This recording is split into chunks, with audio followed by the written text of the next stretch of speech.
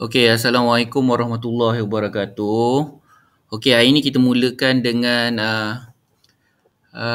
topik yang baru iaitu standard kandungan 5.2, 3 keadaan jirim. Okey, sebelum cikgu mulakan cikgu punya PDP ni, jadi cikgu minta tolong kehadiran tolong isi. Sebab sekarang ni dalam SPDPR ni kena isi nama-nama kamu lah. Tolong jangan lupa nak isi Okey, link kehadiran tu. Okey, standard pembelajaran yang kita akan belajar pada hari ini. Okey, yang pertama 5.2.1 mengitlak bahawa jirim terdiri daripada zarah. 5.2.2 membanding dan membezakan 3 keadaan jirim berdasarkan teori kinetik dari segi susunan dan pergerakan zarah-zarah. 5.2.3 menggunakan perhubungan ruang dan masa bagi membezakan kadar resapan dalam 3 keadaan. 5.2.4 memerihalkan perubahan keadaan jirim dari segi pergerakan zarah-zarah akibat daripada penyerapan dan pembebasan haba berdasarkan teori kinetik jirim. Okey, 5.2.5 merumuskan terdapat takat suhu tidak berubah semasa peleburan atau pembekuan. Okey, 5.2.6 merumuskan jisim kekal tidak berubah semasa perubahan fizikal. Okey, kalau yang 5.2.6 ni sebenarnya kita akan lebih kepada eksperimen lah. Okey, sebab kita tak berada di sekolah. Okey, jadi cikgu akan tunjukkan gambar, konsep dan hanya rumusan sahaja. Jadi saya nak kamu ingat lah. Okey, kemudian yang seterusnya 5.2.7 okey, menjelaskan dengan contoh perubahan keadaan jirim dalam kehidupan seharian. Okey, cikgu nak kamu saksikan video ni.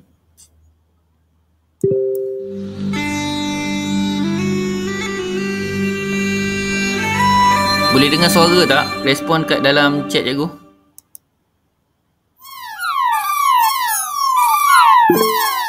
Okay. The kinetic molecular theory is the theory that all matter is made up of atoms and molecules that are always moving. These particles hold kinetic energy and move around in random directions.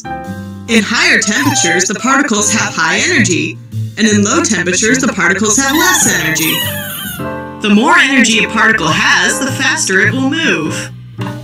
In solids such as ice, the particles hardly move at all and hold a regular pattern because the energy is low and the particles are tightly packed. In liquids such as water, the particles have more energy and the freedom to move around. Liquids have the ability to flow and fill the shape of any container they are put in. In gases like steam, the particles have the most energy. These particles are sparse and move around freely. Gases are usually invisible to the eye and they can be expanded and compressed in different pressures. All matter is composed of atoms and molecules that are always moving. The higher the temperature, the more energy these particles have. And that is the kinetic molecular theory.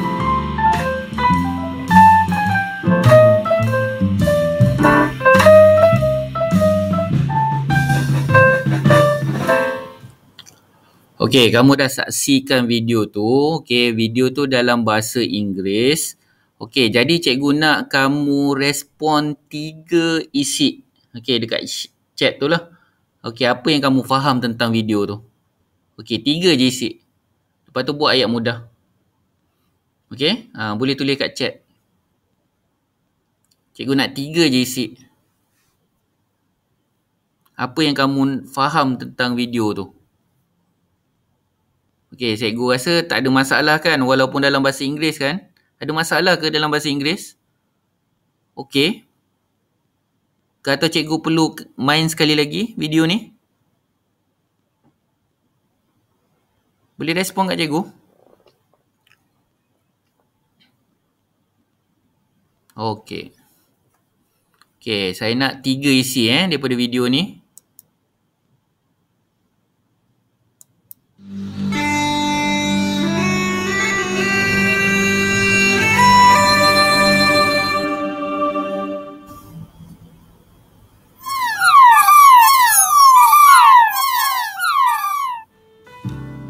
The kinetic molecular theory is the theory that all matter is made up of atoms and molecules that are always moving. These particles hold kinetic energy and move around in random directions. In higher temperatures, the particles have high energy, and in low temperatures, the particles have less energy. The more energy a particle has, the faster it will move.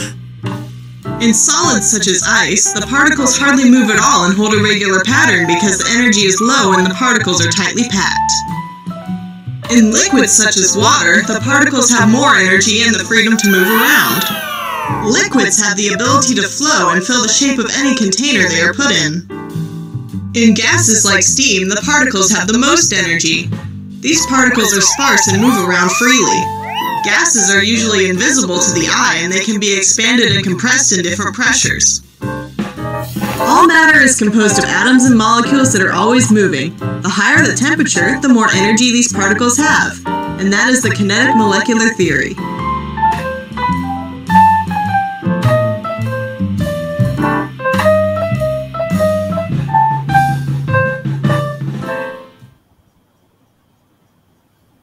Okey. Okey, kita dah mainkan 2 kali video tu. Okey, jadi cikgu nak kamu cari 3 isi apa yang kamu faham daripada video tu. Okey? Boleh type sekarang. Tak apa. Kalau kamu typekan satu-satu dulu pun tak apa. Tapi cikgu nak ada 3 isi. Okey, boleh mulakan sekarang. Cikgu bagi masa lebih kurang dalam 2 ke 3 minit. Okey, type dekat chat.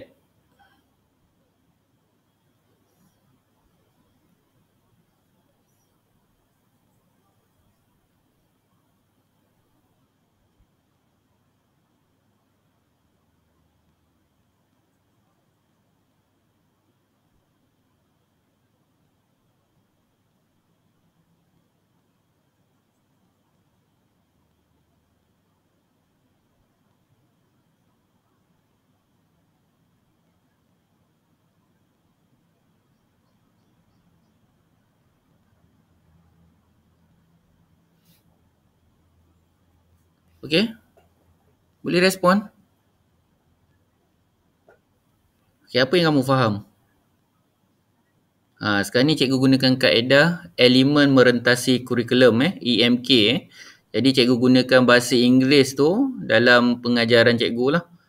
Okey, jadi mana kamu tengok bahasa Inggeris tu sebenarnya pun ada di dalam sains. Okey, okey. Okey, boleh respon kat cikgu?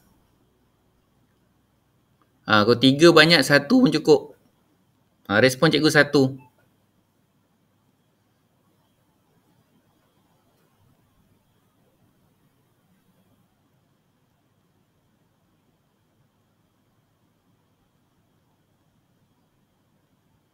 Okey, bagus Aina. Okey, yang lain?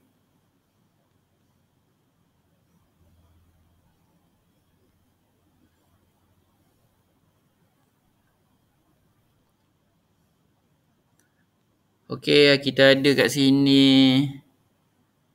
Siapa tadi? Okey, cikgu ada Aina, Icha. Okey, lepas tu ada Tariq, Kamarul, Afiq, Syafura. Okey, boleh respon. Tak apa, jangan takut buat salah.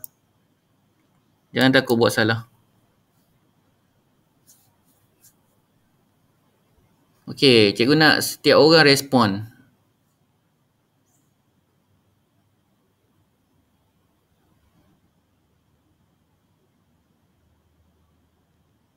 Senyap ini. Boleh respon seorang je respon ni.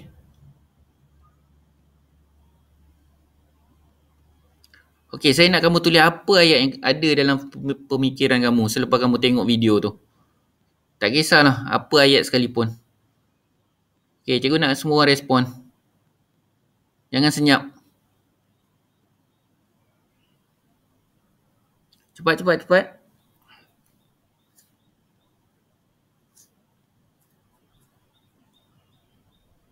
Okey, apa maklumat yang kamu dapat daripada video tersebut?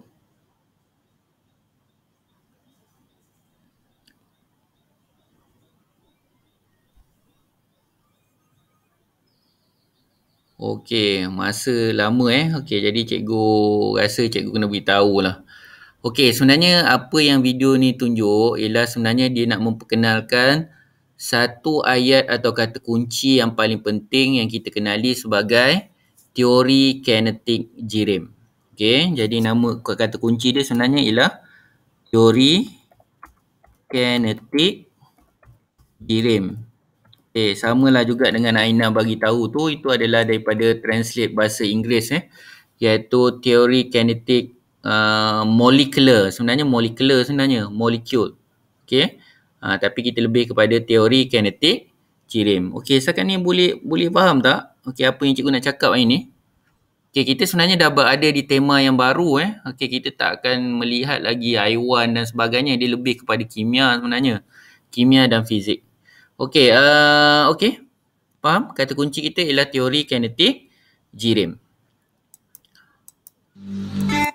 Okey, kalau kita tengok kat sini, okey, dalam teori kinetik jirim ni, okey, dia ada dia punya ciri-ciri dia lah. Okey, yang pertama, jirim terdiri daripada zarah-zarah yang amat kecil atau seni yang diskret, mana yang sangat kecil, yang kita tak nampak langsung. Okey.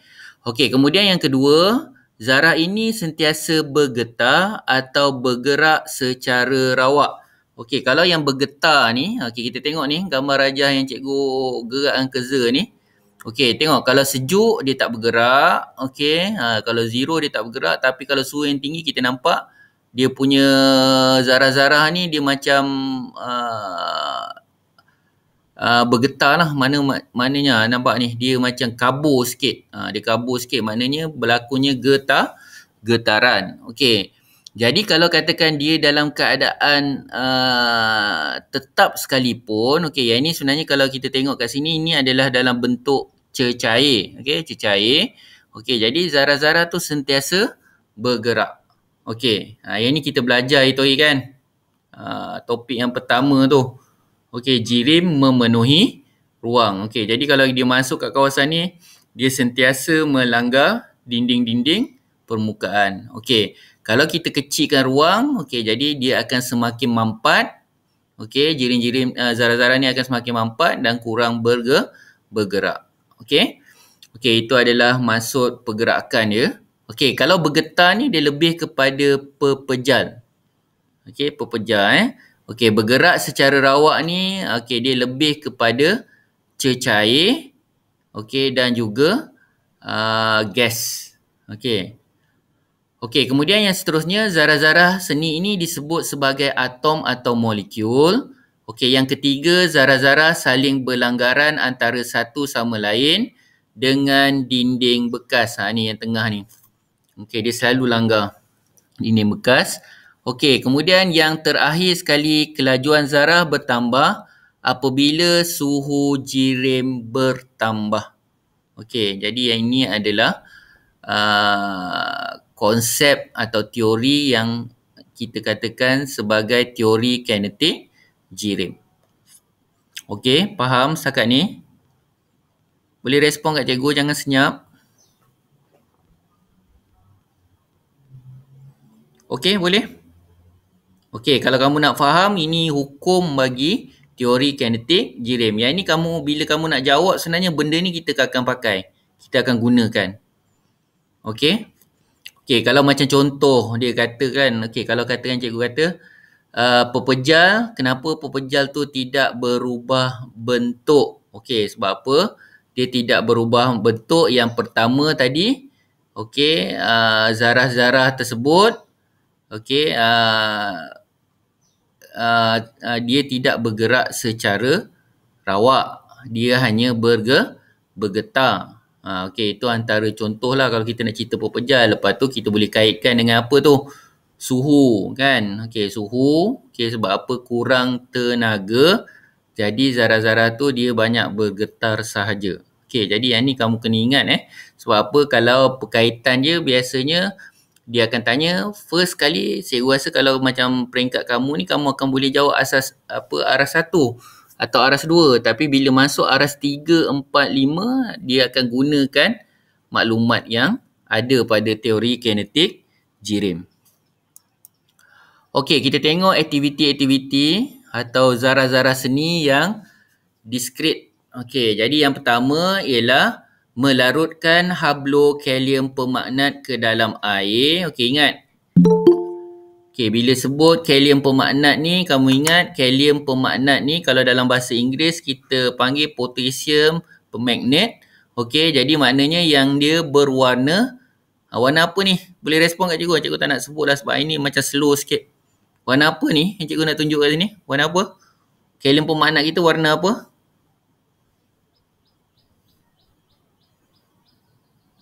Cepat respon kat cikgu. Warna apa kalium pemagnat cikgu ni? Dalam gambar ni. Type dekat chat tu. Yang lain? Okey. Jadi dia berwarna ungu. Jadi kamu kena ingat bila kalau dalam soalan sains besok warna-warna macam ni kamu tahu purple. Okey, warna purple, warna ungu. Okey, warna ungu ni adalah potassium permanganate atau kalium permagnat. Okey, kemudian aktiviti yang kedua, belon semakin menjadi kecil selepas dibiarkan selama beberapa hari. Siapa pernah tengok belon, kalau kita terima daripada kedai atau kita tiup, lepas tu kita tinggalkan. Kita akan tengok apa akan berlaku. Apa akan berlaku pada saiz belon tu. Boleh respon tak kat cikgu? Mengecil. Ada kebocoran tak? Ada kebocoran atau tidak pada belon tu? Betul. Makna tak ada. Tapi kenapa dia mengecil? Itu antara contoh aktiviti yang kita nak tengok. Zarah-zarah ini diskrit. Kita tengok apa yang maksud dia. Biasanya kalau kita nak tengok kalium pemagnat ni, biasanya konsep yang kita gunakan ialah pencairan. Kalau kita tengok pencairan, ini adalah kalau kamu tengok ni dekat gambar Raja ni, ini adalah kita punya kalium potassium permagnate. Permagnate ini dalam bahasa Inggeris, tapi dalam bahasa Melayu ialah kalium permagnat. Kalium permagnat. Jadi kalau kita tengok dia berwarna purple. Jadi bila kita masuk kat sini dan kita berlakukan pencairan berulang-ulang kali, kita akan nampak perubahan. Maknanya kalau katakan yang berwarna macam gelap sikit lah. Berbanding dengan yang ujung ni. Apa maksud dia? Kalau gelap dengan cerah. Cikgu punya apa ni bila tunjuk dekat slide dia tak nampak sangat. Ni sebenarnya ada warna lagi ni. Yang dua ni ada warna lagi. Tapi dia tidak segelap bekas yang pertama dan kedua. Jadi apa maksud dia? Kalau yang ni gelap, yang ni cerah, apa maksud dia tu? Apa maksud dia? Boleh respon kat cikgu tak? Apa maksud dia? Yang ni pekat. Yang ni kurang pekat. Sebab memanglah kurang pekat sebab kita melakukan proses pencairan. Tapi apa maksud dia kat sini? Apa yang kamu faham? Bila kamu nampak kat sini, sini pekat warna dia. Yang sini cerah sedikit warna dia. Apa yang kamu akan nampak kat situ? Faham tak apa maksud cikgu ni?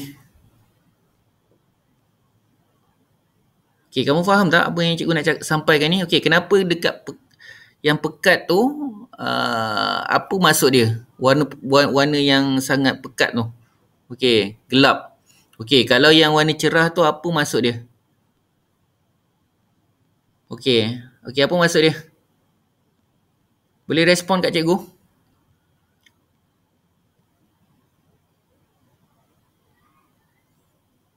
Boleh respon? Kalau tak tahu, cakap tak tahu.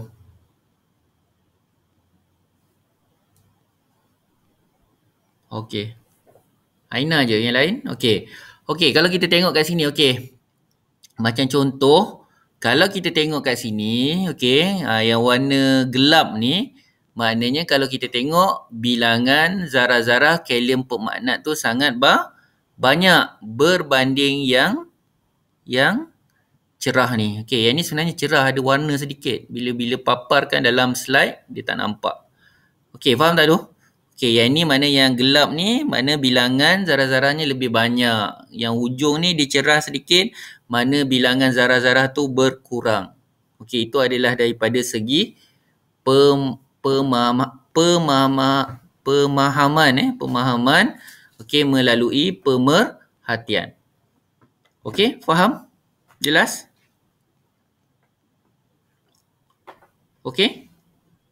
Kalau kamu nampak je warna tu gelap, maknanya bilangan zarah dia banyak. Okey, cerah maknanya bilangan zarah dia sedikit. Okey, tapi kenapa kita tengok kat sini? Okey, setiap bekas ni dia masih lagi mengandungi warna-warna purple tapi kalau kita tengok warna dia berbeza. Okey, jadi semuanya adalah disebabkan bilangan zarah. Okey, jadi kalau kita tengok kesimpulan dekat sini, hablokalium pemagnat boleh dicairkan kepada beribu-ribu zarah kalium pemagnat yang seni. Okey, jadi maknanya semakin kalau kita cairkan, makin lama makin cerah lah. Okey, jadi maknanya bilangan zarah-zarah tu semakin berkurang. Okey, jadi saya harap kamu faham benda ni. Okey, kita tengok yang kedua. Okey, aktiviti yang kedua tadi yang kita dah bincangkan tadi berkaitan dengan belon. Okey, kita biarkan selama beberapa hari, belon tu akan menjadi kecil atau semakin mengecil. Okey, konsep dia ialah pengembangan dan penguncupan belon. Okey, kesimpulan kalau kita nampak kat sini, zarah-zarah udara adalah seni dan boleh melalui liang-liang halus pada dinding belon. Jadi maknanya kalau kita tengok dekat dinding belon ni, mana zarah-zarah tu boleh keluar daripada dinding belon dan akhirnya saiz belon tu akan mengecil. Okey? Okey, jadi saya rasa yang dua ni tak ada masalah. Kamu mudah faham. Okey, ingat je. Saiz besar. Okey, kenapa saiz dia besar ni?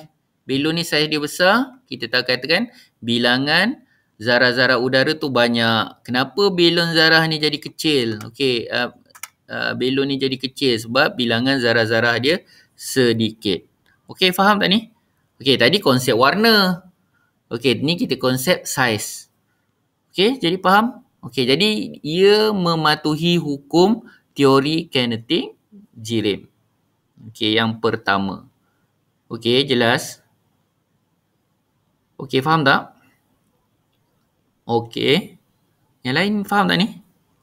Rafiq je respon. Yang lain faham tak? Okey. Okey, biasanya kalau keluar dalam soalan peperiksaan dia akan tanya, okey, belon ditiup, ditinggalkan selama beberapa hari, okey, apa yang akan berlaku? Okey, yang pertama saya rasa kamu boleh jawab. Okey, sama juga dengan kalium pemagnat. Okey, semua orang boleh jawab. Tetapi yang cikgu risau ialah bila dia tanya kenapa, mengapa, apa yang berlaku. Jadi yang kita kena faham lah tu. Jadi bila kita ditanya kenapa, mengapa, jelaskan. Jadi maknanya kat sini kamu kena jawab. Okey? Okey, gunakan konsep teori kinetik Jirem. Okey, faham tak ni? Jelas? Okey, jadi saya rasa kamu kat sini kebanyakan kamu dah jelas lah. Cuma bentuk soalan tu kamu kena faham. Okey? Okey, cikgu teruskan. Okey, struktur asas atom. Okey, kalau kita tengok kat sini, struktur asas atom, okey. Jadi kalau kita tengok, Jirem boleh wujud dalam 3 keadaan utama. Satu ialah pepejal, cecair dan gas. Okey, semuanya ni bergantung kepada susunan dan pergerakan zarah-zarah menentukan keadaan sesuatu Jirem. Okey, contoh mudah kita tengok yang atas ni lah, air. Air, okey. Okey, kalau kita tengok kat sini, okey, tadi kita dah tengok dah konsep dia tadi, pergerakan zarah-zarah. Okey, ada 2 jenis pergerakan zarah tadi. Okey, boleh respon kat cikgu, ada 2 jenis pergerakan zarah. Okey, apa dia tadi? Cikgu dah explainkan dah tadi dekat teori kinetik Jirem. Okey, apa dia? Yang pertama dan yang kedua.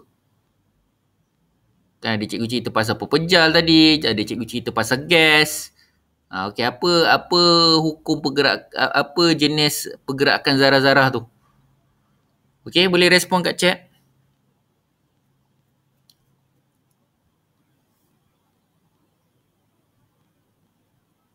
Okey, zarah tu bergerak macam mana? Ada dua je keadaan pergerakan zarah.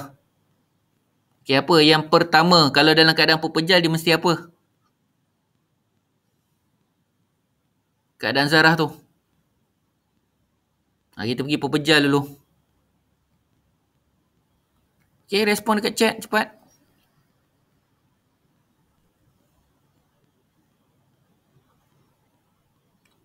Dekat nak cuti sekolah senyap ni. Faham ke tak faham ni? Apa yang cikgu tanya ni? Okey, cuba kita undur sikit apa yang kita belajar tadi dalam beberapa minit tadi. Okey, ada satu konsep dalam teori kinetik jirim tadi, dia berkait rapat tentang pergerakan zarah. Okey, jadi pergerakan zarah tadi ada berapa tu? Ada berapa jenis? Ada berapa jenis pergerakan zarah? Letak nombor dulu. 1, 2, 3. Ada berapa pergerakan zarah? Okey, Aina je respon. Yang lain 3, 2. Mana satu yang betul ni? Okey, jawapan dia 2 sahaja. Okey, 2 sahaja. Siapa yang buat silap tu tolong betulkan. Okey, 2. Okey, yang pertama apa? Kalau dalam pepejal apa?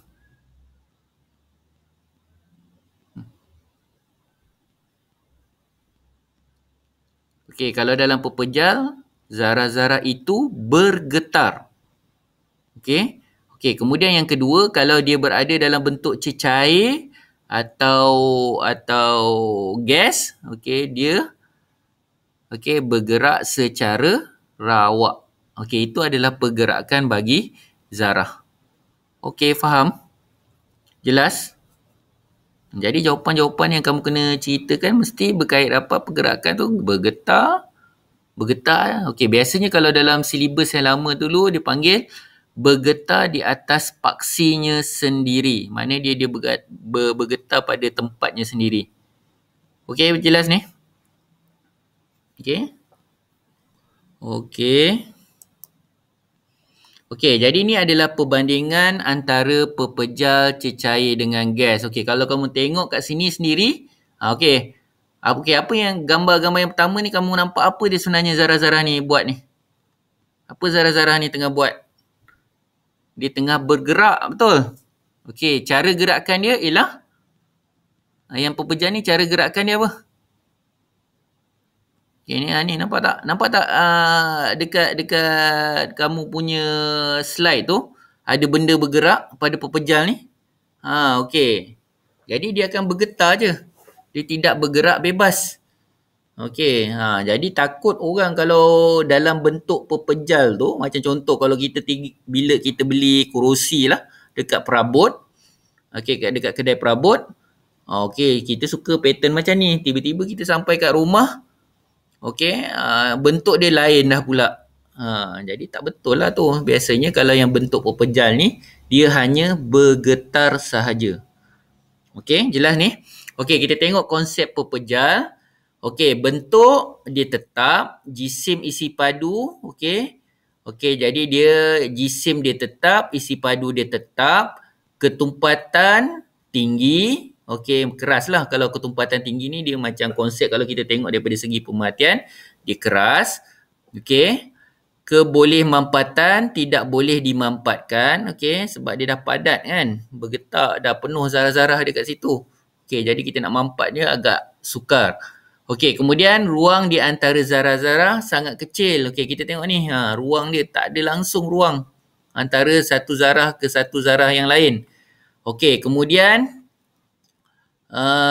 susunan zarah tersusun sangat rapat dan teratur. Pergerakan zarah-zarah bergetar dan daya tarikan dia adalah kuat. Okey, itu sebabnya kalau kita tengok kat sini, kenapa dia bergetar? Sebab daya tarikan dia sangat kuat. Okey, jelas ni?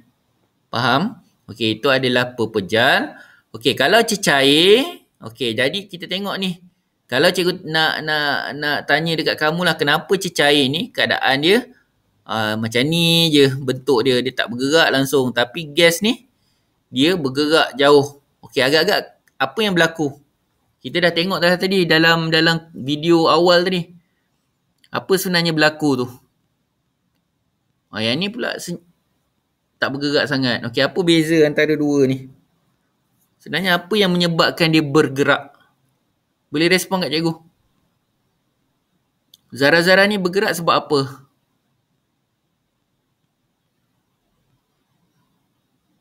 Boleh respon kat cikgu? Apa kata kunci yang menyebabkan dia? Bukan. Okey, zarah dia tidak teratur tu. Okey, adalah bentuk dia tu. Okey, tapi yang paling penting, kenapa zarah-zarah tu bergerak? Okey, bergerak. Satu, dekat. Sama jugalah pepejal. Pepejal tak bergerak. Okey, tapi dia bergetar. Tapi cecair dengan gas, dia bergerak juga. Okey, tapi apa yang menyebabkan dia bergerak ni sebenarnya? Apa yang menyebabkan dia bergerak? Keadaan jirim ni apa yang menyebabkan? Yang utama dia sebenarnya, apa yang menyebabkan dia bergerak? Okey, bagus. Suhu. Haba. Okey, itu kata kunci yang cikgu nak dengar. Suhu dan haba ni yang memainkan peranan penting bagi pergerakan zarah-zarah. Jadi bila pergerakan zarah-zarah ni berubah antara satu bentuk ke satu bentuk yang lain, sebenarnya dia akan menghasilkan struktur-struktur yang tertentu. Contoh, atau keadaan jirim yang tertentu, iaitu pepejal, cecair dan gas. Semuanya bergantung kepada zarah-zarah.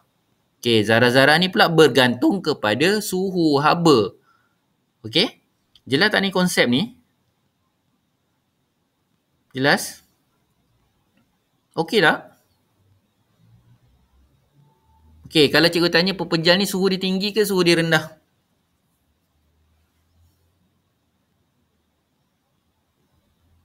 Boleh respon kat cikgu tak? Kalau pepejal tu lah, dia tak bergerak. Okey, bagus. Okey, cecair ni?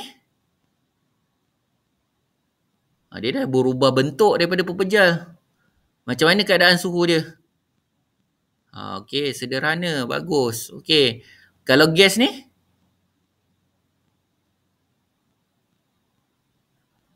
Kalau gas? Okey, tinggi.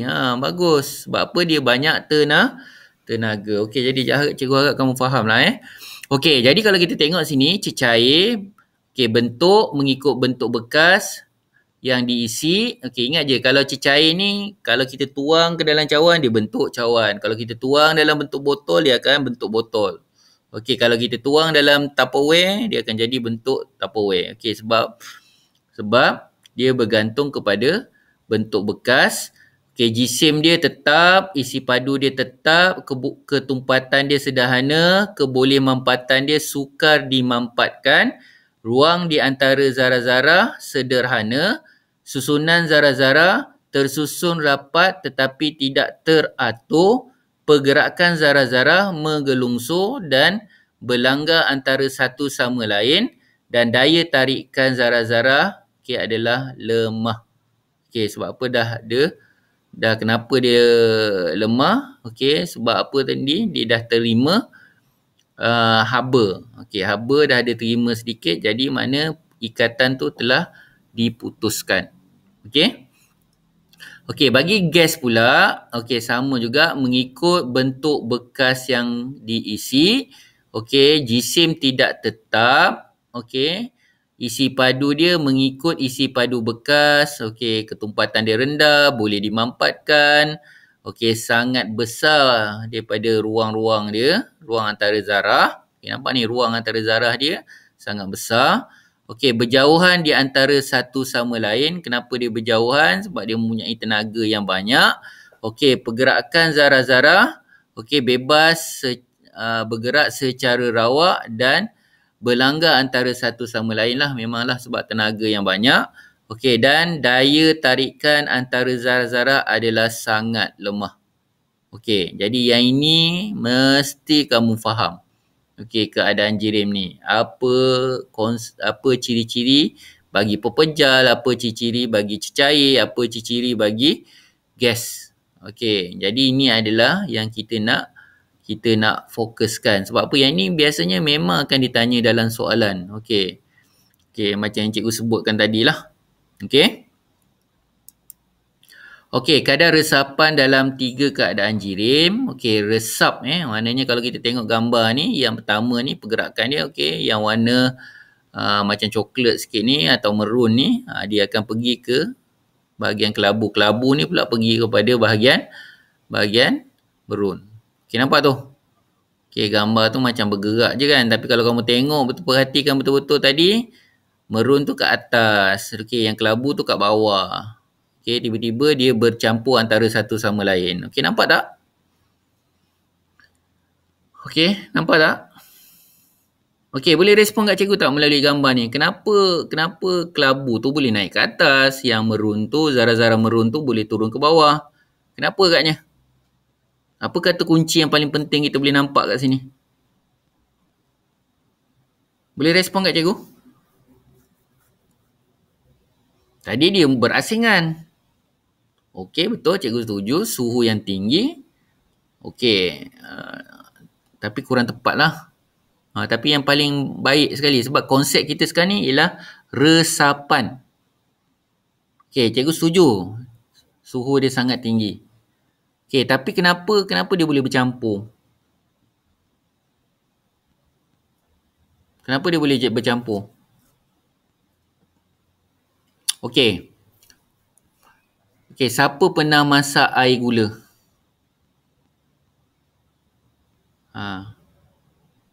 Saya nak kamu respon. Saya. Kalau tak pernah, cakap tidak. Tidak, cikgu. Siapa pernah masak air gula? Okey. Okey, bagus. Okey, ramai yang pernah masak air gula. Okey, tapi cikgu nak tanyalah, bila kamu masak air gula tu, pernah tak satu masa dulu tiba-tiba kamu tertuang gula dengan banyak? Padahal ni kita dah masak air gula ni, lepas tu gula tu tak larut. Pernah tengok tak? Pernah tengok tak keadaan macam tu? Pernah tak? Pernah mengalami tak masa buat air gula tu? Okey. Tak pernah. Okey, ada yang pernah. Okey. Okey, jadi kalau kita tengok tadi, okey, macam contoh cikgu ceritakan pasal kita nak buat air gula tadi.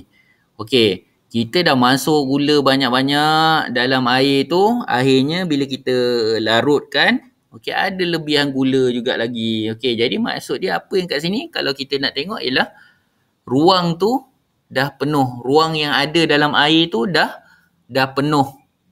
Okey, itu yang cikgu nak dengar tadi, ruang.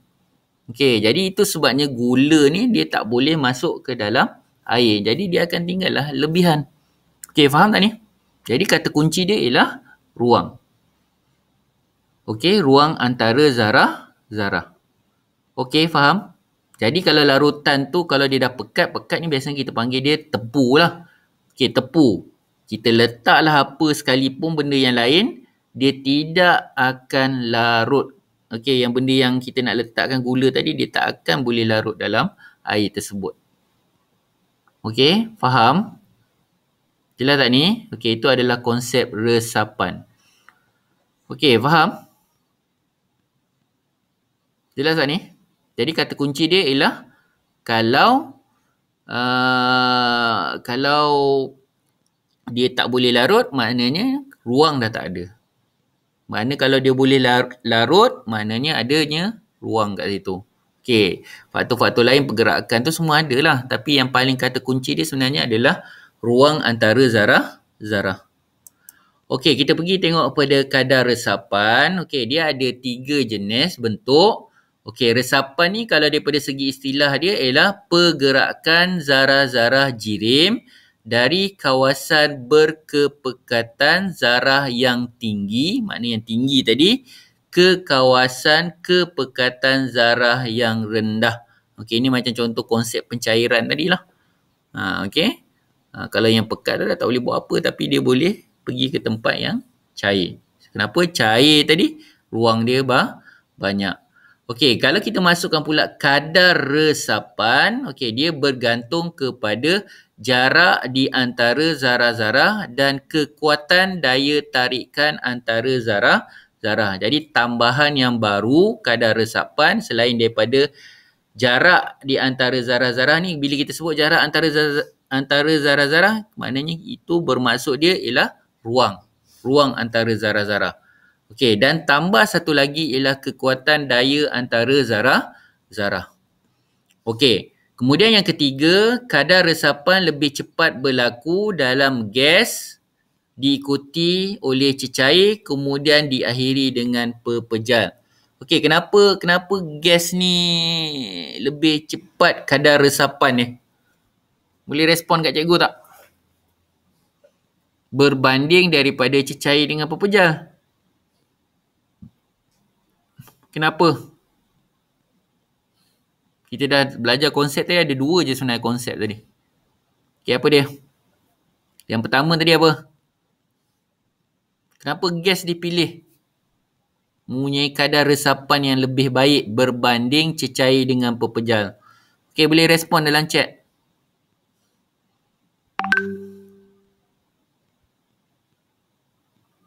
Okey, boleh respon kat chat.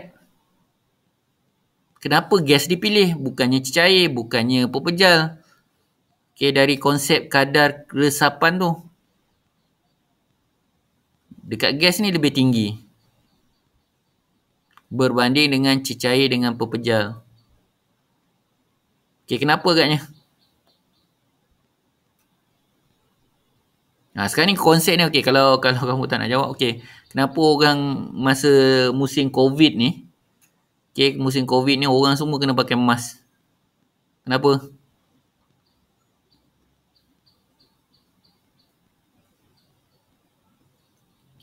Boleh respon kat cikgu? Jangan senyap kelas. Kita nak penglibatan kelas adalah aktif sebab kita adalah KSSM, batch KSSM. Penilaian akan dibuat bergantung sama ada kamu aktif atau tidak aktif.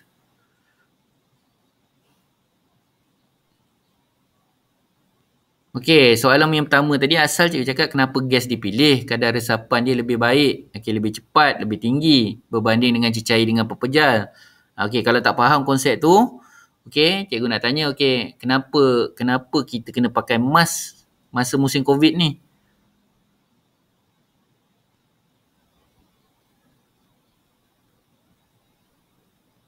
Okey, nak elakkan kepada COVID, okey, betul lah.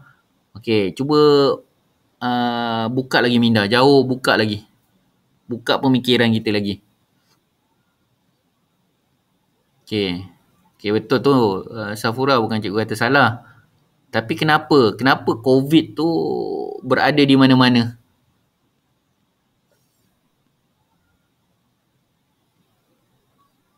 Boleh respon tak? Kenapa virus COVID ni berada di mana-mana? Sebab dia berada dalam udara kan? Dalam udara. Okey, sebab dalam udara tu ada ruang, betul? Itu sebabnya kadar resapan, cikgu panggil je lah, senang je lah. Kadar resapan COVID tu dalam udara tu adalah lebih cepat berbanding daripada cecair dengan pepejal. Sebab kita tak pernah dengar lagi orang kata COVID tu dekat cecair dengan pepejal. Okey, faham tak ni? Sebenarnya konsep dia adalah ruang. Okey, itu sebabnya kalau kebocoran gas, apa yang kita kena buat? Kalau katakan kita dengar lah ada satu tempat tu, okey, mungkin dekat rumah kita ni 500 meter daripada kilang gas tu, tiba berlaku kebocoran gas. Apa yang patut kita kena buat? Kita kena keluar daripada rumah tu dengan cepat, betul? Sebab apa? Sebab dalam udara tu banyak ruang. Gas toksik ni boleh masuk dengan cepat dan boleh disebarkan dengan cepat. Sebab apa? Udara ni banyak ruang. Lepas tu daya tarikan antara udara tu adalah sangat rendah. Okey, faham tak ni?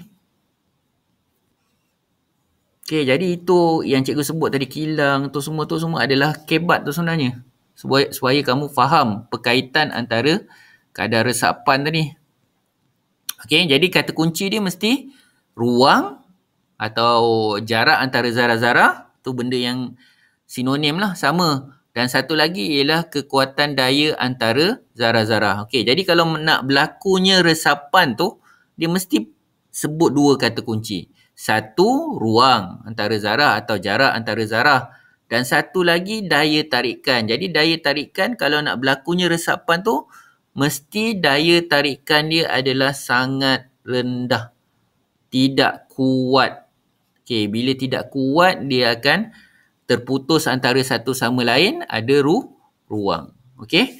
Okey, jadi kalau kita tengok kat sini, okey, ini adalah resapan dalam pepejal, resapan dalam cecair, resapan dalam gas. Okey, kita boleh kata kadar resapan hablokuprum 2 sulfat ke seluruh agar-agar adalah kurang daripada kadar resapan larutan kuprum 2 sulfat ke seluruh air berbanding dengan kadar resapan gas bromin ke seluruh udara. Okey, konsep ni kamu faham tak ni? Okey, kalau katakan cikgu ada dua bahan, okey.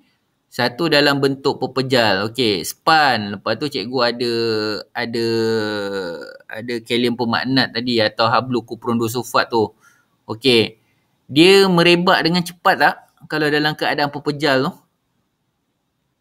Okey, span tadi. Okey, katakan cikgu letak kalium permagnat yang basah tu, cikgu letak atas span yang kering tadi. Okey, dia merebak tak dekat tempat sampai keluar dekat udara atau tidak? Tak kan? Sebab apa? Sebab dekat span tadi daya tarikan dia masih lagi kuat. Okey, jadi sebab tu dia tak boleh pergi mana-mana. Jadi dia setempat. Okey. Okey, tapi berbanding kalau ada konsep dalam cecair, dalam gas, sebab apa daya tarikan zarah dia semakin berkurang. Okey. Okey, kemudian dia punya ruang pun semakin banyak. Jadi akhirnya dia boleh merebak ke tempat-tempat yang kosong tadi. Okey, jadi kamu kena faham Jadi yang paling terbaik sekali kadar resapan dia ialah yang tinggi ialah gas berbanding daripada pepejal dan juga cecair. Kalau orang tanya kenapa? Jadi fokus balik ialah jarak di antara zarah-zarah atau ruang antara zarah-zarah adalah lebih tinggi, dan satu lagi kekuatan daya antara zarah-zarah pada gas adalah rendah. Kekuatan daya, kalau daya tu dia lebih menjurus kepada daya tarikan. Okey, faham kadar resapan? Jelas tak? Jelas? Okey. Okey, jadi yang ni tak berapa susah sebenarnya. Kamu faham dengan betul, tapi kena fokus lah. Okey, kata kunci yang cikgu sebut tadi tu. Okey. Okey, perubahan keadaan jirim disebabkan oleh penyerapan dan pembebasan haba berdasarkan teori kinetik jirim. Okey, kita tengok kat sini. Cikgu tak nak pergi yang sebelah kiri dulu, tengok yang sebelah kanan tu. Okey, kalau suhu yang rendah, apa yang kita nampak pada zarah-zarah ni? Yang gambar yang pertama ni. Apa yang kita nampak? Okey, boleh respon tak cikgu?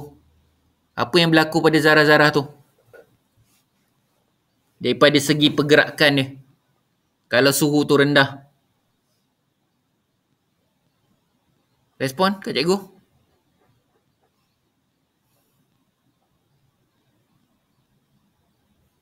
Okey.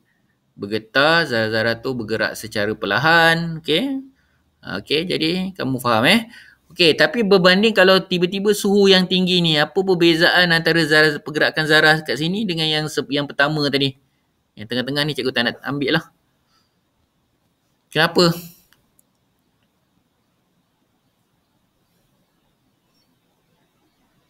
Okey, dia semakin laju. Okey, betul. Zarah tu bergerak semakin laju. Kenapa dia bergerak semakin laju? Mengapa zarah-zarah tu bergerak semakin laju? Mengapa? Kenapa?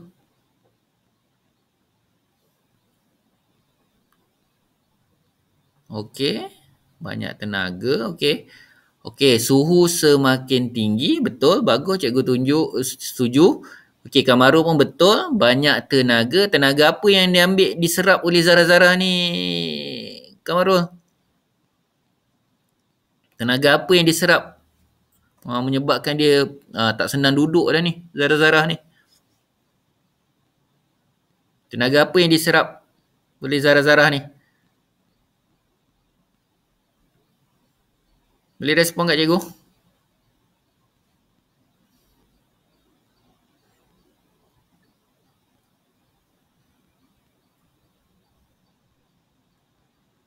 Pernah belajar jenis-jenis tenaga tak masa sekolah rendah?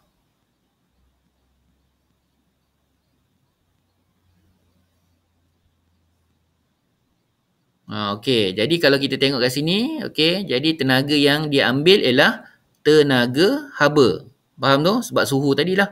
Suhu tinggi, dia membekalkan haba, jadi zarah-zarah ni serap haba. Jadi, bila zarah-zarah ni serap haba, kita tengok pergerakan dia semakin laju. Okey? Okey, jadi kat sini kita tengoklah serap dan bebas. Okey, kalau penyerapan haba ni, okey, daripada konsep sains ni, kita panggil kata kunci dia, okey, inilah. Saya perkenalkan dululah. Sebenarnya kamu akan belajar nanti. Endotermik. Okey, endotermik ni adalah proses serap haba. Okey. Okey, kemudian eksotermik. Okey. Bebas haba. Okey. Okey, jadi maknanya kat sini, okey, makna suhu dia rendah, dia tak adalah. Okey, haba tu tak diserap. Okey, jadi yang ni, kalau kita tengok yang satu ni ialah haba tu diserap. Endotermik tu sangat tinggi, serap haba. Akhirnya, zarah-zarah itu bergerak. Okey, kalau ni dia tak bergerak ni, dia lebih kepada eksotermik, bebas haba. Mana bebas haba, hilang tenaga. Endotermik ni serap haba tambah tenaga. Okey, faham? Jelas? Okey? Okey tak? Ini respon perlahan je. Okey. Ada masalah lain ke? Lain okey tak ni kat rumah? Okey. Jadi respon cepat. Jangan lambat. Okey. Okey, cikgu tahulah dia ambil masa juga nak type chat tu. Okey, tapi respon. Ambil masa. Jangan bagi masa terlampau lama. Kamu respon dengan cepat. Okey. Okey, jadi kalau kita tengok, okey, sebelum kita pergi yang sini, okey, kamu tengoklah sini. Ini semuanya adalah punca perubahan keadaan jirim. Gas, cecair, pepejal. Ni sebabnya semuanya puncanya adalah daripada haba. Tenaga haba. Okey. Okey, kita tengok perubahan keadaan jirim atau haba. Okey, zarah-zarah dalam jirim sentiasa bergetar atau bergerak secara rawak kerana tenaga kinetik zarah-zarah jirim bertambah dengan kenaikan suhu jirim. Okey. Apabila jirim menyerap haba, okey, menyerap haba ni kita panggil apa tadi dalam istilah baru sains tadi cikgu panggil tadi? Serap haba kita panggil apa? Apa nama istilah dia? Cikgu perkenalkan awal. Clarif cikgu perkenalkan awal istilah tu. Serap haba apa nama ayat dia? Ayat sains cikgu baru beritahu tadi. Bagus. Endotermik. Jadi di mana proses endotermik ni berlaku, suhunya naik dan tenaga zarah-zarah jirim bertambah. Okey, sebaliknya jika membebaskan haba. Okey, kalau bebaskan haba, apa nama istilah sains dia tadi? Bebaskan haba.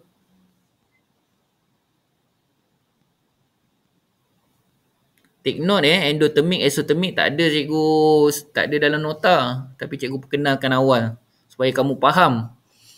Okey, jadi eksotermik mana dia bebas haba. Jadi zarah-zarah tu kurang tenaga. Jadi itu sebabnya suhu jirim akan turun, tenaga kinetik akan berkurangan. Okey, jadi kat sini perubahan ini disebabkan penyerapan dan pembebasan haba berdasarkan teori kinetik jirim. Jadi mana dalam teori kinetik jirim tadi kita tengok Ada satu ayat tadi ialah berkait rapat tentang suhu. Okey, jadi suhu ni yang membekalkan tenaga. Okey. Okey, jadi kita tengok kat sini, okey, macam contoh. Okey, sekarang ni cikgu nak tanya lah. Okey, cikgu tak nak tengok lah ayat-ayat yang ada kat sini. Saya nak kamu faham. Okey. Okey, sekarang ni apa yang berlaku pada pepejal ni? Dia banyak tenaga atau tidak? Respon kat cikgu.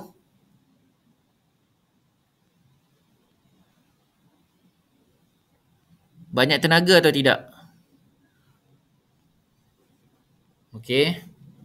Okey, jadi konsep yang dijalankan oleh pepejal ni, okey, dia tenaga dia kurang. Satu lagi apa lagi tadi?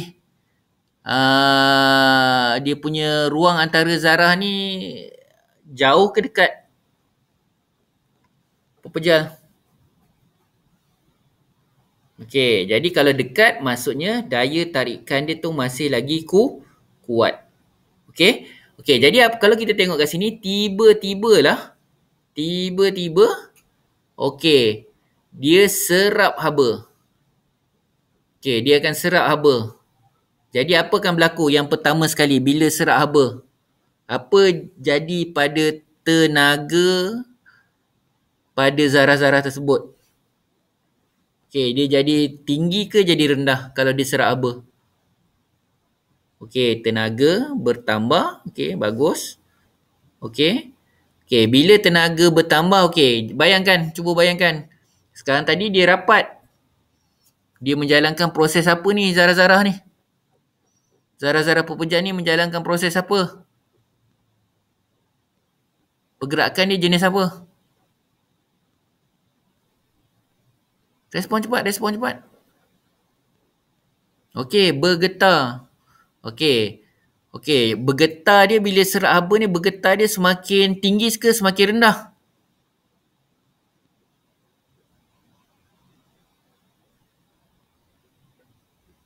Okey, semakin tinggi. Okey, jadi kalau benda ni, kalau dia tadi ikatan dia kuat, okey, semakin tinggi je, akhirnya apa akan berlaku? Kalau asyik terima je suhu, okey, apa akan berlaku? Haba, zarah-zarah tu akan apa berlaku pada dia punya ikatan dia? Tadi dia bergetar. Akhirnya ikatan tu akan apa? Bercantum ke putus? Kalau pergerakan dia tu tinggi.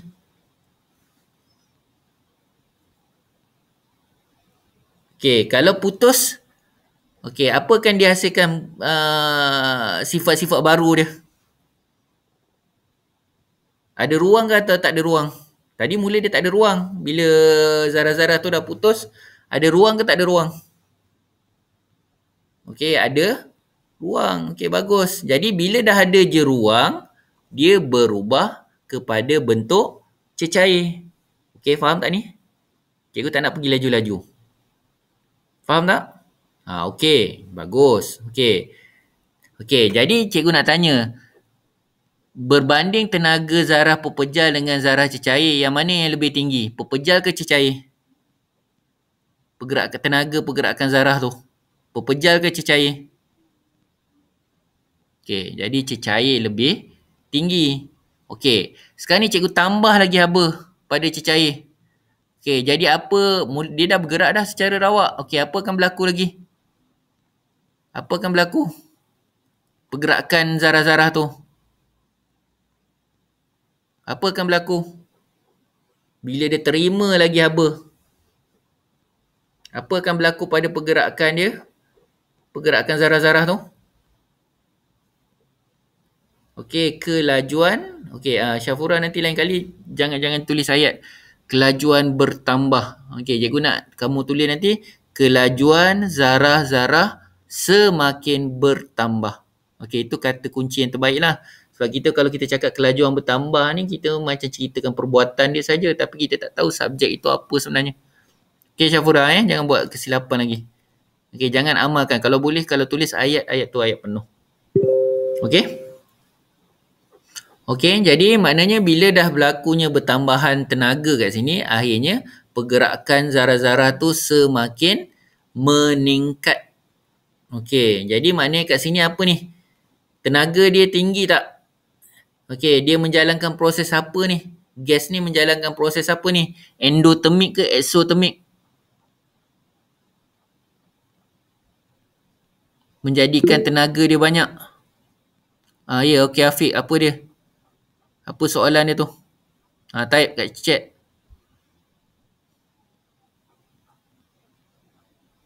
Okey, Afiq boleh tanya dengan cikgu? Saya nampak kamu angkat tangan tu. Okey, apa dia?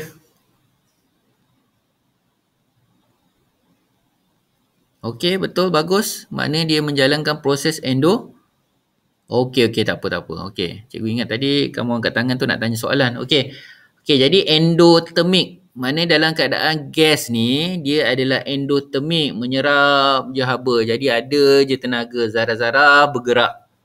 Okey, faham ni? Okey, jadi kalau katakan sekarang ni cikgu terbalik, dia menjadi pepejal. Okey, kalau pepejal ni, dia endotermik ke eksotermik? Endotermik ke eksotermik?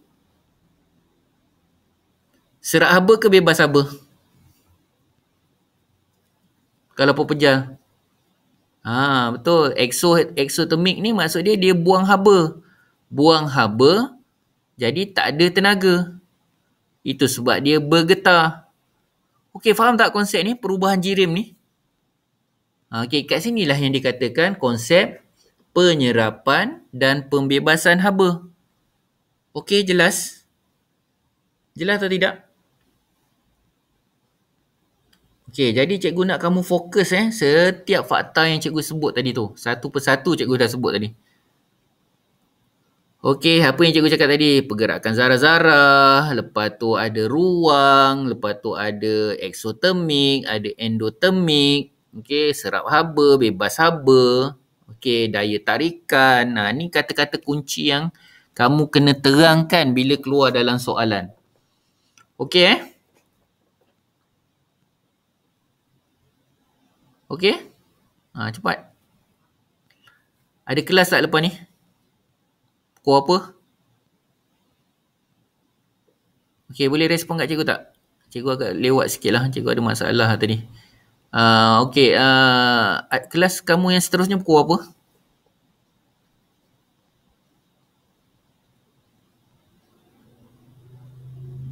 Boleh respon?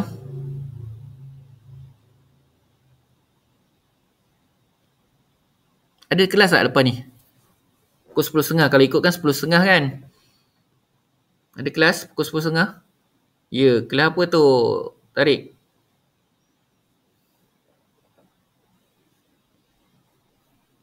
Muzik. Okey. Muzik pukul 10.30 Okey. Jadi cikgu cepat sikit lah. Okey, kita pergi kepada proses-proses yang melibatkan perubahan keadaan jirim. Okey, jadi semuanya melibatkan endotermik, eksotermik. Ingat, haba diserap tadi apa? Haba diserap, kita kenali dia sebagai endotermik. Haba dibebaskan, kita kenali dia sebagai eksotermik. Okey, jadi kalau kita tengok kat sini. Okey, ni tak nampak sangat gambar ni. Okey, ni cecair, ni pepejal, ni adalah gas. Okey, jadi kalau katakan gas nak pergi menjadi cecair. Okey, keadaan jirim dia nak jadi cecair. Jadi dia menjalankan proses kondensasi. Tetapi kalau cecair nak menjadi gas semula, itu kita kenali dia sebagai pendidihan atau penyejatan. Okey, cecair kepada pepejal. Okey, kalau cecair kepada pepejal, kita panggil dia pembekuan. Okey, pembekuan. Okey, kalau katakan dia pepejal kepada cecair, kita panggil dia peleburan. Okey, kemudian kalau kita tengok pula pepejal kepada gas, kita panggil dia pemejal wapan. Kalau gas kepada pepejal, kita panggil juga pemejal wapan. Sama. Okey.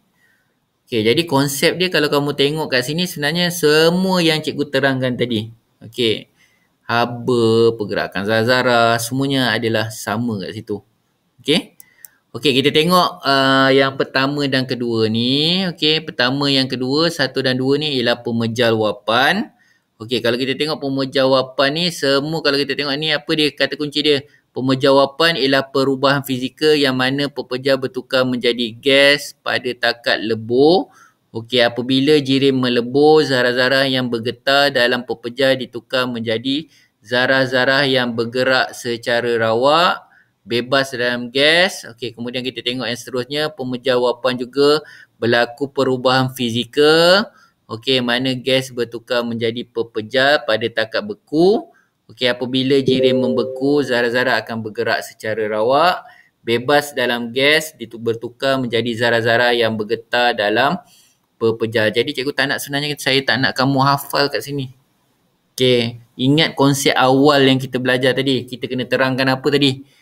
Endo, exo, haba diserap, haba dibebas, apa berlaku pada zarah-zarah tu. Okey. Okey, dan sebagainya. Okey, faham ni? Pemejawapan ni.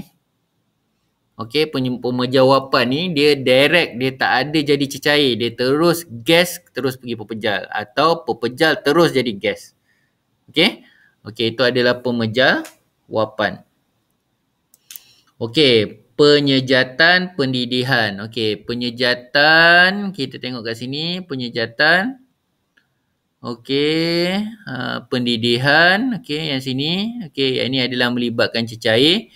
Okey, jadi mana kalau kita nak terangkan kenapa dia menjadi gas, cecair ini menjadi gas. Okey, semasa pendidihan dan penyejatan, kita tahu cecair yang zarah-zarah cecair ni menerima tenaga. Jadi kalau menerima tenaga ialah haba diserap. Okey, jadi haba diserap memutuskan ikatan, akhirnya dia bertukar menjadi bentuk gas. Okey, faham? Boleh tak ni? Okey. Okey, kemudian kondensasi. Okey, sama juga kalau kondensasi apa berlaku tadi? Okey, zarah-zarah tadi dia jauh tapi dia kehilangan haba. Jadi haba dibebaskan atau kita panggil eksotermik. Jadi akhirnya zarah-zarah tadi semakin dekat semula. Okey. Ruang dia semakin kecil. Akhirnya dia membentuk cecair. Okey, faham tak ni? Sama tak? Berulang-ulang tak cerita yang kita faham asas konsep tadi? Cuma sekarang kamu diperkenalkan dengan nama-nama proses sahaja. Okey. Okey, jadi 3 keadaan jirim tadi dia mesti sama. Okey, pepejal, cecair dengan gas. Jadi kalau perubahan ni pun kita kena tahu. Gas ke cecair, apa nama dia? Cecair ke pepejal, apa nama dia? Pepejal kepada gas, apa nama dia? Proses dia. Gas kepada pepejal, apa nama proses? Pepejal ke cecair, apa nama proses dia? Cecair kepada gas pun apa nama proses ni? Okey? Faham? Jelas? Konsep sama je. Jangan kamu cerita. Konsep yang 5 tadi cikgu sebut tadi. Okey, endo, exo. Okey, ruang, ikatan zarah, getaran. Okey, banyak lagi sebenarnya. Kamu boleh ceritakan situ. Lepas tu barulah berlakunya perubahan keadaan jirim. Okey, 5 dengan 6 peleburan. Okey, lebur kalau kita tengok. Okey, kalau peleburan. Okey, lebur ni maksud dia apa ni? Pepejal dengan cecair ni. Kalau pepejal nak jadi cecair, kalau peleburan ni dia serap haba ke atau dia bebas haba? Okey, respon kat cikgu. Kalau peleburan ni, dia serap haba ke atau dia bebas haba? Okey, serap haba. Okey, kenapa dia perlu serap haba? Dia nak putuskan ikatan. Faham? Jadi bila berputusnya ikatan, dia akan membentuk ruang. Akhirnya dia membentuk cecair. Okey. Okey, kalau cecair nak jadi pepejal ni, haba diserap ke atau haba dibebaskan?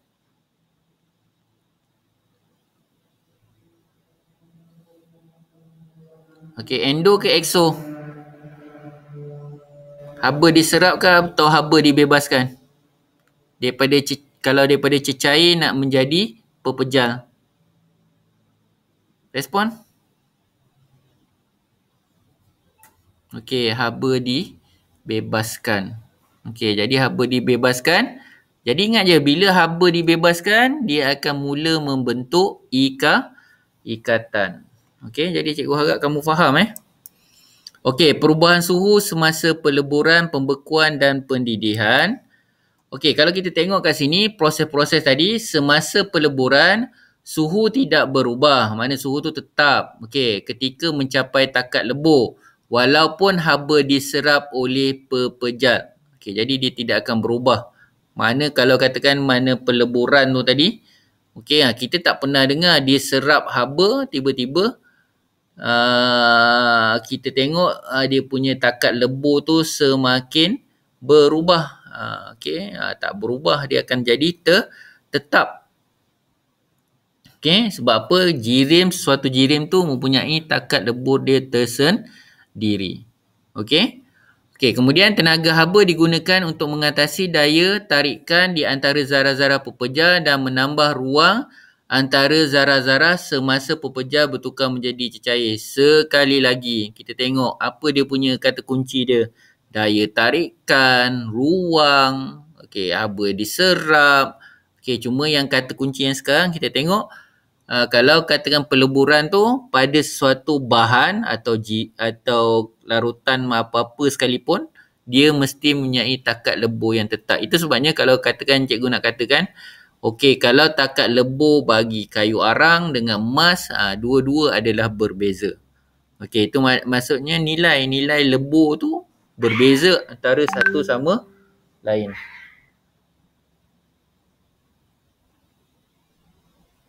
Okey. Okey, kemudian semasa pembekuan, okey, suhu tidak berubah ketika mencapai takat beku walaupun haba dibebaskan oleh cecair. Okey, jadi kita tengok kat sini tenaga dihasilkan oleh tambahan daya tarikan antara zarah cecair dan mengurangkan ruang di antara zarah semasa cecair bertukar menjadi pepejal. Sama juga. Okey, konsep dia sama juga. Daya tarikan, zarah, okey, lepas tu suhu dan takat beku tetap. Okey. Okey, semasa pendidihan, suhu tidak berubah ketika mencapai takat didih. Okey, walaupun haba diserap oleh cecair. Jadi tenaga haba digunakan mengatasi daya tarikan antara zarah cecair dan menambahkan ruang antara zarah semasa cecair bertukar menjadi gas. Okey. Okey, itu adalah pendidihan. Okey, ingat je, kalau dalam kata kunci dia sebenarnya kat sini, dia nak ceritakan pasal perubahan suhu ni, sesuatu bahan tu mempunyai takat lebur dia tersendiri. Okey, katakan ais ada takat lebur dia tersendiri. Pembekuan dia pun ada takat beku tersendiri, ais ni. Okey, pendidihan dia ada takat beku dia tersendiri. Okey, jadi kamu kena faham Okey, dia tidak berbeza. Kalau diserap haba ke, bebas haba ke, takat beku dia tetap sama. Tidak berubah. Okey, pergerakan yang lain semua sama. Dia akan berubah antara satu sama lain. Okey, setakat ni faham tak perubahan suhu dengan kaitan proses-proses ni? Jelas tak? Kita ni dah lebih banyak kepada kimia sebenarnya. Kimia dengan fizik sebenarnya. Okey, faham? Jelas tak? Okey, contoh dia senang je. Air. Okey, air takat didih dia berapa? Air takat didih dia berapa?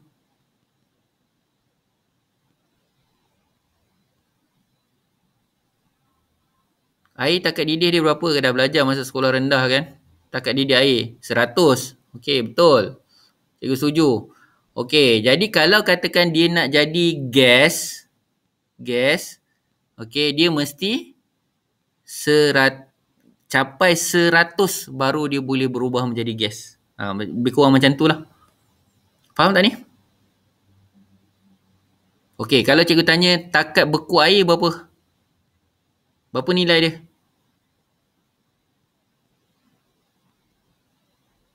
Betul, kosong. Tu maknanya dia tetap lah. Air dia ada takat didih dia tersendiri, ada takat beku dia tersendiri. Okey, kalau cikgu katakan air laut, lain pula dia punya takat didih, lain pula takat beku dia. Faham tak ni? Jelas? Okey, kalau cikgu cakap minyak. Minyak yang cikgu cakap. Agak-agak takat didih dia tinggi ke rendah? Takat didih dia tinggi atau rendah?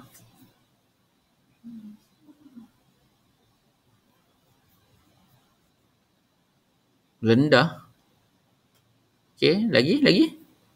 Kalau cakap minyak tadi, minyak. Takat didih dia tinggi ke rendah? Okey.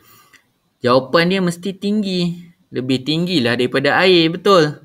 Kalau air ni rendah, air ni tak ada masalah. Dia sebenarnya medium saja. Kalau katakan kita nak masak telur pun, janganlah lebih daripada 100 darjah Celsius.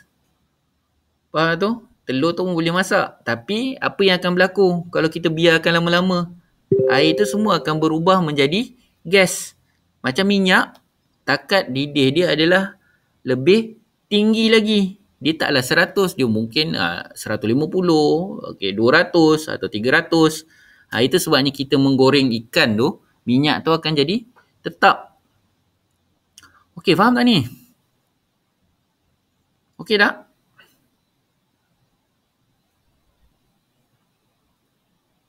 Senyap ini. Okey ke tak okey ni? Okey, jadi maknanya kalau kita katakan sini ialah bahan. Konsep dia sebenarnya bahan.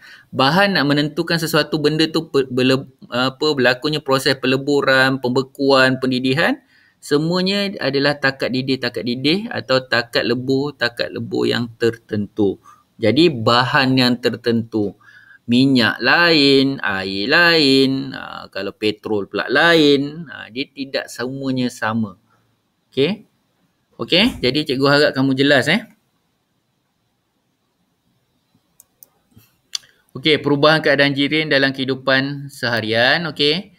Okey, jadi saya tak nak sentuh ini. Kamu tengok ini. Okey, yang pertama, okey, kita dah tahu konsep peleburan. Jadi peleburan ni kita boleh gunakan dalam konsep pembuatan gelas yang diperbuat daripada kaca. Ni tak adalah nampak bentuk gambar gelas ni.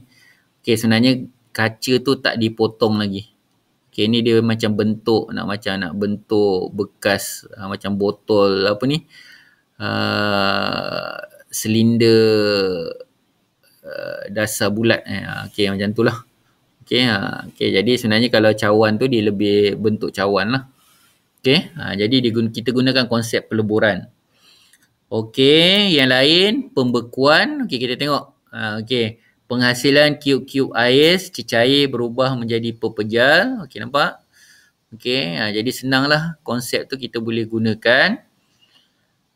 Okey, kemudian yang seterusnya penyejatan. Okey, atau pendidihan, tapi lebih kepada penyejatan lah. Tak berlakulah pendidihan. Maknanya tadi baju tu basah, ada banyak air. Jadi kita nak buang air daripada baju ni. Jadi tenaga cahaya matahari ni akan beri tenaga pada air yang ada pada baju tersebut. Akhirnya bila capai pada takat didih dia yang tertentu, air ni akan meruap menjadi bentuk gas. Akhirnya apa akan berlaku? Kita punya pakaian tu menjadi kering. Okey, faham tak ni?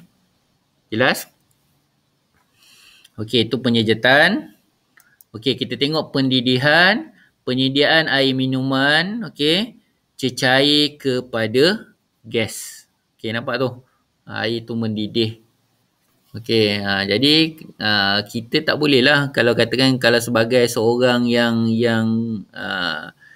berfikir secara saintifik. Okey, cikgu nak tanyalah, kalau katakan kita dah tahu takat didih air tu 100, perlu ke kita nak panaskan terlampau lama lagi? Perlu tak? Perlu atau tidak? Perlu atau tidak yang lain? Rafiq dah respon ni, yang lain? Perlu tak? Kita dah tahu dah. Okey, dia dah mendidih. Okey. Kenapa tak perlu kita nak panaskan lagi? Kenapa? Okey, dah bagus. Semua jawapan tu betul tu. Tidak perlu. Betul, cikgu dah setuju. Dapat 1 markah kat itu. Tapi dia kata apa implikasi dia kalau kita teruskan pemanasan? Apa implikasi pada air tersebut? Kalau kita teruskan pemanasan, apa akan berlaku? Boleh respon kat cikgu tak? Mesti melibatkan isi padu kan? Okey, menjadi gas cikgu setuju. Tapi dia tak berapa tepat jawapannya. Okey, sebenarnya kalau kita tak perlu panaskan lagi sebab apa tu? Kita nak kekalkan kuantiti atau isi padu air tu kan? Sama, betul? Kalau kita panaskan 500. Okey. Jadi kita dah tengok dia dah capai takat didih. Okey, kita tahu air tu masak. Kita berhentikan kita masak air tu. Tak payahlah kita biarkan terlampau lama. Jadi kalau terlampau lama, zarah-zarah yang ada dalam air tadi, yang 500 tadi, mungkin 100, 200 daripada tu, ml tu, dah jadi bentuk wap air. Air tu sepatutnya 500 dah jadi 300. Faham ni?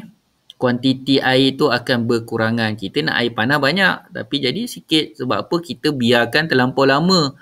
Okey, takat didih tadi mendidih. Okey? Jelas konsep ni? Okey, jadi itu soalan-soalan kebat yang kamu kena faham tu. Okey, saya tak risau kalau bahagian 1, bahagian 2 tu saya rasa kamu boleh jawab. Kamu perasan tak bila kamu jawab soalan peperiksaan itu hari, kamu jawab soalan apa lagi tu, tim dengan PISA, sebenarnya dah soalan tu semua soalan yang perlukan pemikiran. Kita kena berfikir daripada fakta yang kita dah belajar tadi. Okey, jelas tak ni? Okey, ada apa-apa nak tanya? Okey. Okey, jadi cikgu harap jelas Okey.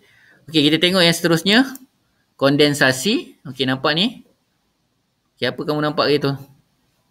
Tak bergerak dah pula. Okey, apa yang kamu nampak?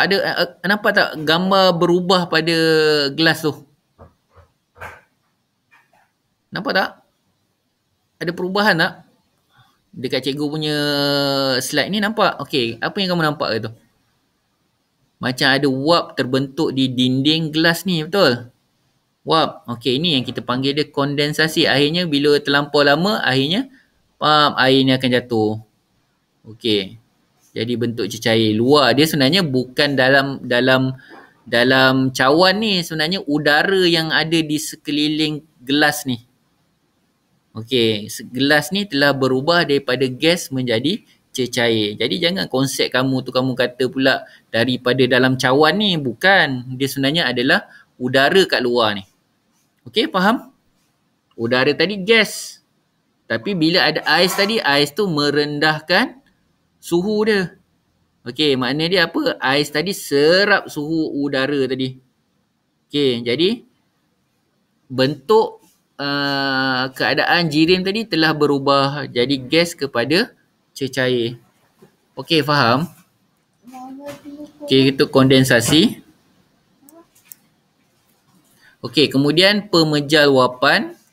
Okey, pembentukan salji gas kepada pepejal. Okey, jadi mana kalau kita tengok ni dipanggil snowman kan.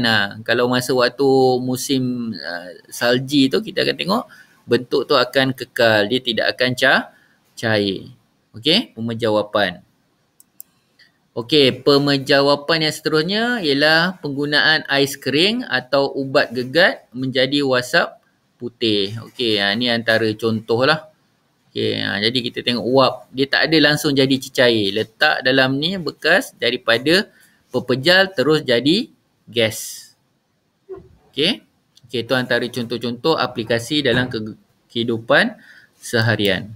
Okey, kemudian kita sentuh sedikit eksperimen-eksperimen. Okey, jadi yang pertama, suhu berubah semasa peleburan dan pendidihan. Okey, jadi kita rujuk graf ni. Okey, kita tengok. Okey, kalau pepejal dia akan ada 1. Okey, jadi takat lebur dia akan jadi tetap je. Okey, takat didih dia akan jadi tetap je. Pepejal dan cecair dan gas. Okey, yang ini adalah eksperimen kalau kita panaskan ketulan ais di dalam beaker. Lepas tu kita akan sukat dia punya suhu.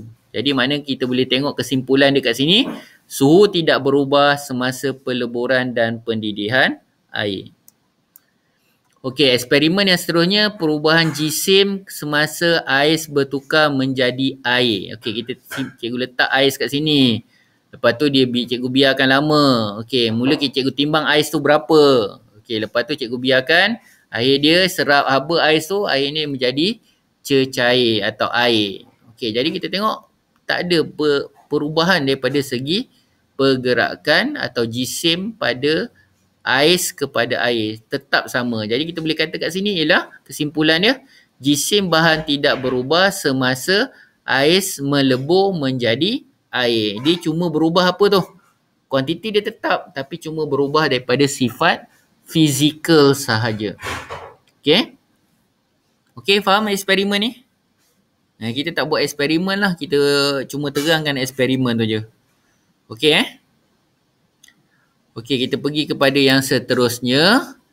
Jisim gula tidak berubah semasa melarut di dalam air. Okey, jadi maknanya kalau kata kita tengok kat sini, okey, sepatutnya okey, ada air, ada gula. Kalau kita dah tahu, gula ada jisim dia tersendiri. Air ada jisim yang tersendiri.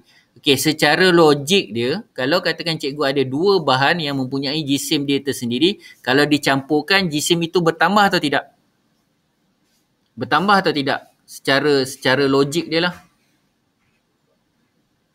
Gula ada jisim dia. Air ada jisim dia. Okey, kalau cikgu campur dua tu, ada pertambahan atau tidak? Aina seorang je respon. Yang lain. Secara logik lah. Sepatutnya ada kan.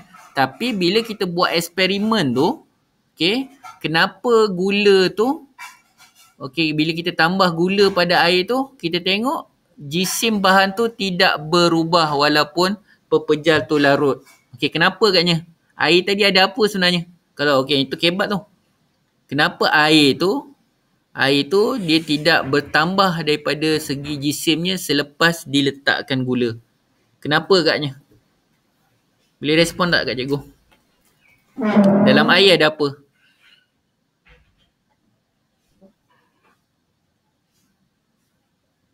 Okey, dekat air tadi ada ruang, betul?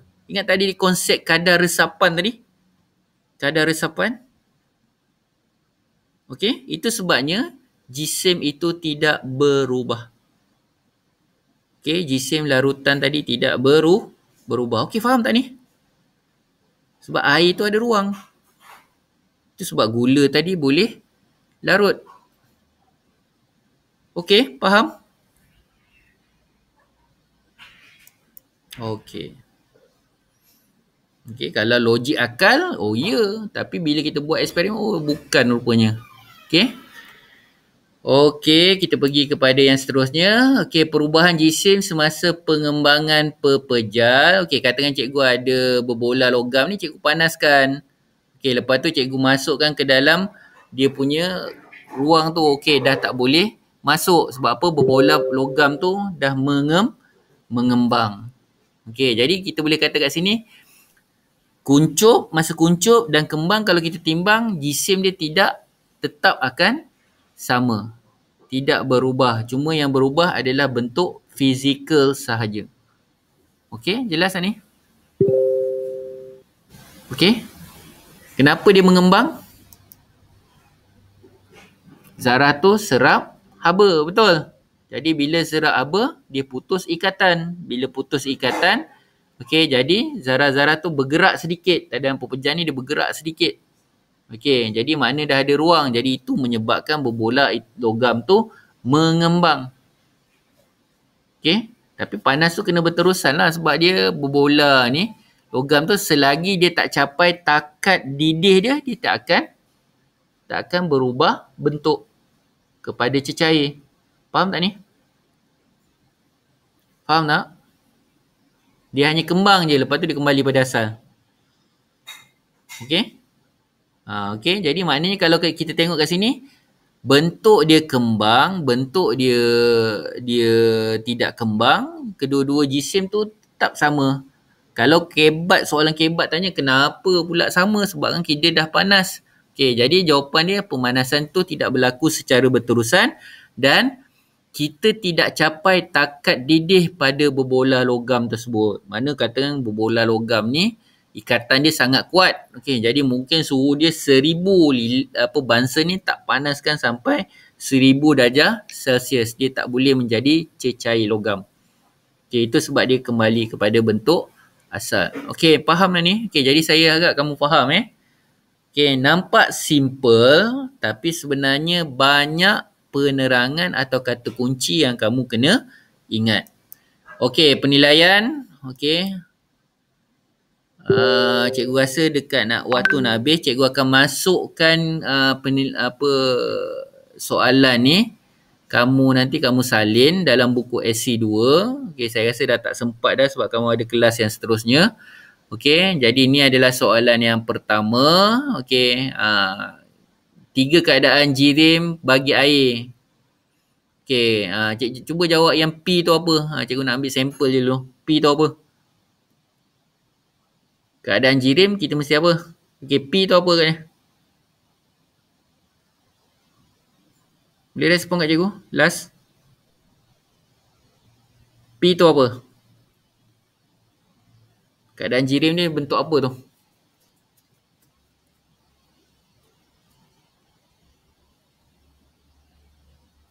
Okey, bagus. Cecair. Okey, jadi yang ni cikgu akan masukkan dalam, nanti tengoklah kalau sempat nanti cikgu snap. Lepas tu kamu pindahkan ke dalam buku SC2. Okey. Okey, lepas tu kamu ada soalan yang seterusnya yang ni. Okey, nanti kamu jawab. Okey. Okey, selamat maju jaya, itu sahaja. Okey. Okey, jadi cikgu rasa jelas apa yang kita belajar hari ni. Okey, jadi maknanya dalam topik ni kamu kena faham ayat-ayat teknikal tadi. Okey. Okey, berkaitan dengan kadar resapan, berkaitan dengan haba, lepas tu berkaitan dengan teori kinetik jirim, okey, perubahan jirim, okey, proses-proses yang ada pada jirim berubah tadi, apa nama proses dia. Jadi semuanya kamu kena tahu. Okey, jadi tak ada apa-apa lagi daripada cikgu. Okey, kalau ada apa-apa masalah kamu PM, soalan cikgu akan snapkan gambar tu, masukkan ke dalam grup, kemudian kamu salin. Okey, jadi itu sajalah daripada cikgu. Okey, cikgu minta maaf sangat hari ni agak lewat juga kita bermula. Sepatutnya pukul 8. Okey, kita ada masalah teknikal sikit. Okey, ada masalah teknikal sikit. Okey. Okey, jadi tak ada apa-apa soalan nak tanya? Okey, kalau tak ada soalan nanti PM cikgu. Okey. Okey, terima kasih banyak-banyak. Okey, saya harap kamu jelas, kamu faham topik yang baru ni. Okey, sebenarnya tak susah kalau kita faham dengan mudah. Okey, jadi kita berhenti di sini. Assalamualaikum. Habis dah, habis.